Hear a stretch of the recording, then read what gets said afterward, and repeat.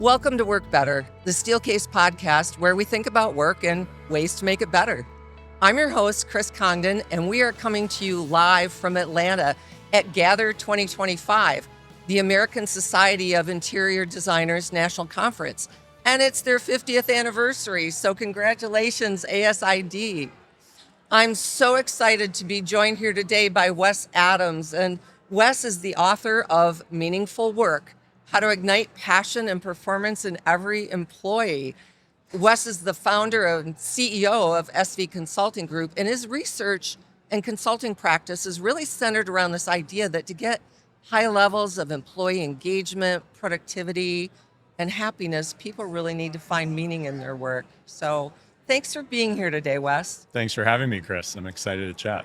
I am really excited because there's just so much in your work that I think is really crucial. Thank you. And yeah, and the reason why we decided to come here today and be together is because I think in an interesting way, your work and the work of the designers who are here are similar, that you're problem solvers. Yeah. You know, you're really trying to figure out what some of the issues are.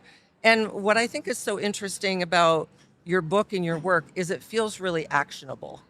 Oh, thank you. Yeah, I totally agree. I think the workplace design and the design of the workspace are very tightly connected and have a huge impact on each other. Yeah, for sure. Well, we're going to talk about that a little bit more, but I want to go right to the beginning. And I was really fascinated with the way you chose to start your book out, because you started with a quote from Esther Perel, who's like the renowned psychotherapist and author.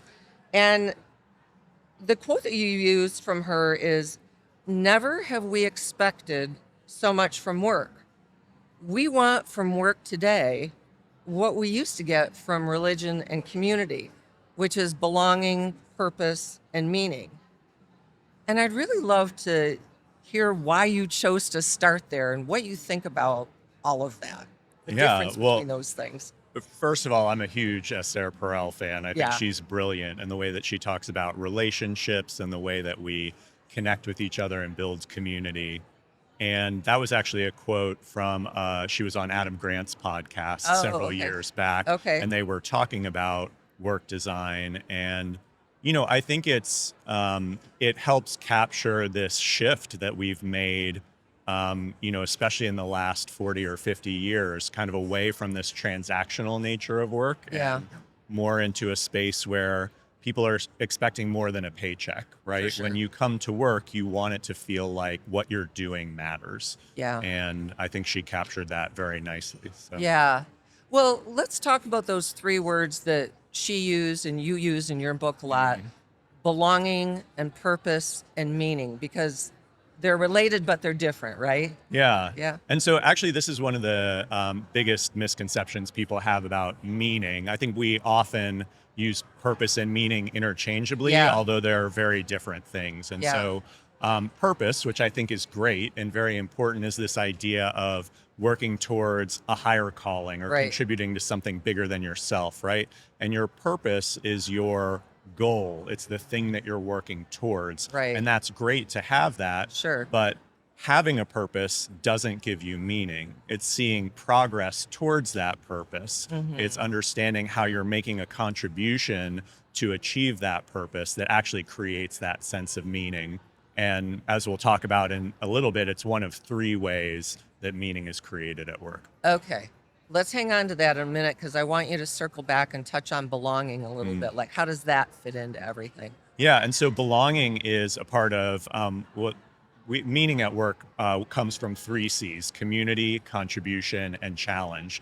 And community is that sense that you belong, that you can show up authentically, bring your full self and your full ideas to the table. Yeah. Contribution is understanding how your work makes an impact. So that could be laddering up to a larger purpose. It could be making your client's life a little better, or it could even be just contributing to your coworkers, making a positive impact on them. And finally, challenge is that individual opportunity to learn and grow and develop your capabilities. Okay. I want to dig into those a little bit deeper, but I just wanted to reflect for a minute, and maybe others in our audience have this same kind of feeling. Like, when I started my career, my purpose was to get stories written and get them out on time. Yeah. And I don't think anybody gave a rip whether I felt a sense of meaning or not. And so I'm curious, like, what's kind of the business case for meaning? Like, why should leaders start giving a rip about that kind of thing? Yeah, well, I'm glad you asked that because there are decades of research showing that meaning is one of the biggest contributors both to the individual outcomes that we're looking for. So, well-being, engagement, job satisfaction, Hmm. but also the team and organizational outcomes. So things Okay. like productivity, innovation. There's newer research from Oxford showing that the factors that create meaning contribute to higher revenue, profitability, and even stock price. So Okay. if you care about business outcomes, meaning is the fuel that drives those things. That's a really good way of thinking about it. Meaning is the fuel that drives those outcomes. I appreciate that thinking. So let's go back to those three C's again, because I Hmm. think they're really important, and I want to make sure that we spend enough time on each one of them. So, um, should we start with community? Sure. Okay, Yeah. let's talk So, about that. as I said, community is that sense of belonging that you can Yep. show up with your full self and your full ideas. And what we found, so just a little bit about the research that my co author and I, Tamara Miles, have done over the last 5 years is we've been looking at the leadership practices and organizational structures that create meaning for Hmm. employees. And we looked specifically at how leaders can do that for a couple of reasons. One, there was already a lot of information out there about how to do this for yourself. How do I find a more meaningful career? Okay, How do I find more meaning in my job? And that's great and that's important, but we were pretty sure that leaders, and managers played an impact sure. in that. And also we wanted to understand how can we have an impact at scale with Right, our work, right? How right. can we give leaders the tools to help people find more meaning and accelerate all of those outcomes that we're looking for? And so what we did was identify the specific leadership practices and Yep. organizational structures that increase meaning, and through that, all of those outcomes that we talked about. And so Yeah. those fell into the three buckets of community, contribution, and challenge. And in community, this is about building authentic relationships with Hmm. your coworkers, right? And that comes in a variety of forms. One is the relationship that you have with your manager or your Right. leaders, and it's also the relationship that you have with the other people that you work with. One of the biggest, to study this, we sent out a questionnaire to Yeah. understand what people were doing in organizations and how that impacted meaning. And one of the biggest things that impacted community was how people answered the question, my leader cares what's happening in my life Oh, outside of work, outside of work. right? Not my leader knows, but my leader cares what's happening Hmm. outside of work. And so this is as simple as, hey, what did you do over the Right. weekend? Tell me a little bit about what's going on in your life, and then actually paying attention to and engaging with that Yeah. answer, right? And one of the things that we've found is that, especially as we've moved to more hybrid and remote environments, we forget to do that. Sometimes Such a we good don't point. ask, we don't intentionally create the space for that. We get so busy that we just forget. Yeah, Yeah. absolutely. We And don't it's think about natural it. because we're Yeah. going from one Zoom call or Teams call to the Yeah. next, and we've got Right. to do the things and check the boxes, and we don't create the time to get to know the people that we work with. And as a result, there's a huge sense of loneliness. There's been some recent research So on this much. as Yeah. well across the country. The former Surgeon General, Vivek Murthy, who Hmm. you may be familiar with, Yeah. um, to Done a address lot of this. work on this Oh, yeah. topic of loneliness. Yeah, Yeah. and great book, Yeah. also worth reading. And so he instituted a practice on his own team called the Full Story. Yeah. And the full story is he just 5 minutes at the beginning of every meeting, Hmm. and one person would get to bring something that was meaningful to them, a photo, or maybe it's like this scarf from my grandmother that I keep, Oh. nearby Uh-huh. because she was an important person to me, and it reminds me of That's a her really and that great sort of practice. thing. And then people could ask questions about it, or whatever. And it was a way to invite people to bring a little bit of themselves, through this object into the Yeah. conversation. And what he found was, people found that they had connections that they Right. didn't know about, and they would talk about those things outside of the meetings and develop these closer relationships. And what that led to was much better collaboration across the organization, because people had, built these relationships. They felt more open to sharing their ideas and picking up the phone and calling someone. So, Yeah. That's really great. When we've been thinking about community as well, and looked a lot at the work of Eric Kleinenberg from NYU, because he really uses a phrase that really struck us, which was this idea of social infrastructure. Like you can have physical infrastructure in a city or in a building, but you also need to create places that create the opportunity for people to build relationship. Like even the setting that we're in right now is intentionally designed. I love this. It feels kind of like we're on a porch or something, hanging out, having a chat. Yeah, that's kind of the idea, is that, we can see other people and they can see us. But if we needed to have a quiet, more confidential conversation, we just go in the enclave and, then we can talk more privately. But I think this idea of being able to not only design our work and our spaces to be able to help people build community is a really important thing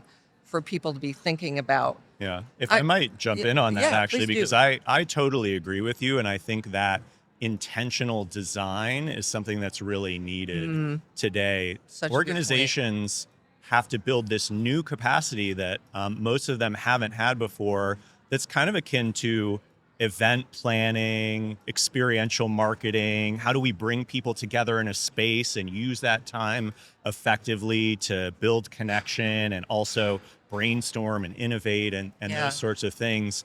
And that's not a capability that most companies have had in-house in the past. And if I could talk a little bit about Reddit, who's one of the companies that we studied in our research. So after the pandemic, Reddit kept a number of their offices, but they said, well, you don't have to come in anymore if you don't want to. But if you do come in, we've put together this whole team to help design how you interact in the office, to help design your time there. How did that go? Really well. Good. Okay. So we interviewed a woman named Michelle Lazzi, who's the director of experience at Reddit, and her team, when somebody comes into the office with their team, she thinks about what's their day going to look like, how are they going to interact with each other, creating some fun things for them to do together, and also some work time. They've also redesigned their office space to make it more like event space. So they've created these larger spaces where when everybody comes in, they can gather and have bigger events together. That's great. And then they've thought about smaller spaces where people can work and, interact with each other in smaller pods or do some individual work. And so having really intentional design around the space, I think, contributes immensely to the quality of connections that people build. Yeah, thinking about the space and the experience together, I think is so important. There's so much I love about your book, but one of the things I love, as I said before, is it's very practical.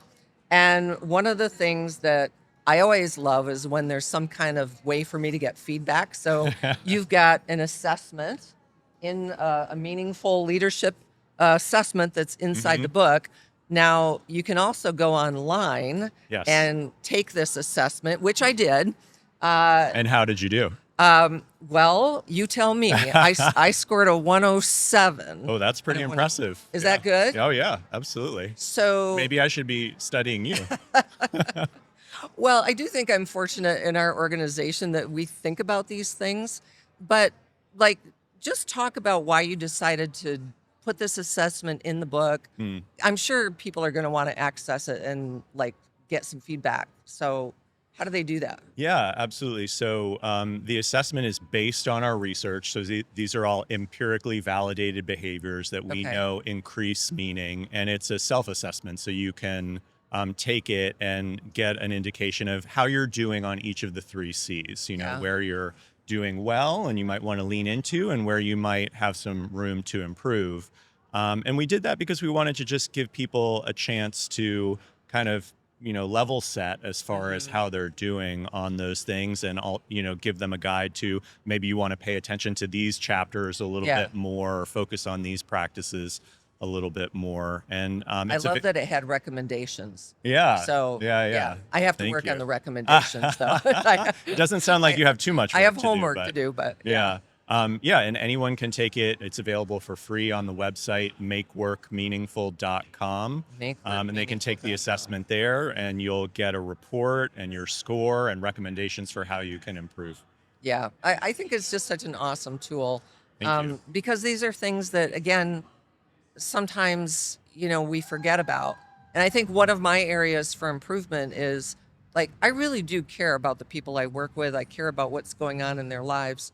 But like everybody, and we said this earlier, you get busy going from meeting to meeting, and you've got deliverables, and sometimes you just forget to say, hey, how's your mom doing? Or what happened with your kids' graduation party, or what, all those kinds of things that you just forget to ask. So Yeah. It's really important, and we have to make time for it. We have to design that time into our day to make sure that we're nurturing those relationships. Yeah. And I think you and I were talking a little bit earlier also about positive feedback. Right. And that's something, just saying thank you, or saying, hey, I really appreciated how you prepared me for this podcast, and you told me what you wanted to ask, so that you gave me the opportunity to really be thoughtful in my responses. That takes 5 seconds or 10 seconds to do, and it has such an immense impact on people's sense of contribution, understanding how their work matters. And so often we forget to do that, especially as leaders and managers. We're running from one thing to the next. And so just like engaging with someone for a couple of minutes, what's going on with you? Hey, I really appreciated that you did this last week. It's incredibly powerful. These are small moments of meaning that have a huge impact. That's really helpful. I have to ask you before we wrap up today about a topic that people are probably thinking, how can we not talk about AI? Because, it really is having such an impact in terms of changing the way we work, the nature of our work. I think interacting with AI and thinking about that in the context of our own humanity and this topic of meaning. So I'm just curious, you said something that I think is interesting, that AI can offer us more opportunity to craft meaningful work. Can you talk about that a little bit? Sure. I have two things to say about that. And so I think the first is, because of AI, I think human capabilities, creativity, innovation, persistence, resilience are more important than ever. Developing those core human skills is what we're going to be asked to do, because AI is going to be able to do a lot of the repetitive transactional stuff. And so and the second thing is how we design AI and how we integrate it into our businesses will determine which direction it takes us, right? I think there's one way that I see some companies doing where we're looking for efficiency. We're taking AI and we're figuring out, how do we take what we're doing and make it more efficient, cut costs, which is pretty transactional, and I think a short-term way to think about AI. And I think there's another way to think about it that is, great, let's create some efficiencies, but how do we use this to elevate those human skills? How do we use this to give people time to do deeper work, more meaningful work, so that they can be creative, so that they can navigate these challenges and opportunities that we're facing now? How do we use it to expand the possibilities that we have in our organization or in our community? And I think the ones who are implementing it that way and thinking about it that way are going to be the ones that are successful in the long term, because things are going to change very rapidly. And we need people at their best in this moment to thrive. Yeah, I agree with you so much. And I would also add, like, from the work we're doing, trying to understand how it'll impact the physical space, is just how draining mentally it can be, like, to start incorporating AI. It's like, it's exhausting. Your brain gets tired. Yeah. Are we creating environments where people can actually get some respite throughout their day and be able to kind of recharge themselves as they're learning new ways of working and adapting and being more resilient. So, yeah, absolutely. Yeah. Wes, I am so grateful that you came here to join us in person at the ASID conference. This has just been a really great conversation. Oh, thank you so much for having me. I've really enjoyed it. Yeah, I have too. It's a good one. My big takeaway from this conversation is that as leaders, we can learn the skills to help people feel a sense of meaning in their work. It really is a skill set. And I think it's going to pay off in some very real ways in terms of obviously employee well-being, but also helping with productivity and performance and some of those hard metrics. So I think it's really going to be something you're going to want to read and think about. In other news, I wanted to let our listeners know that the Work Better podcast is now dropping every other week. So make your life easier and just follow us wherever you get your podcasts so you don't miss a single episode.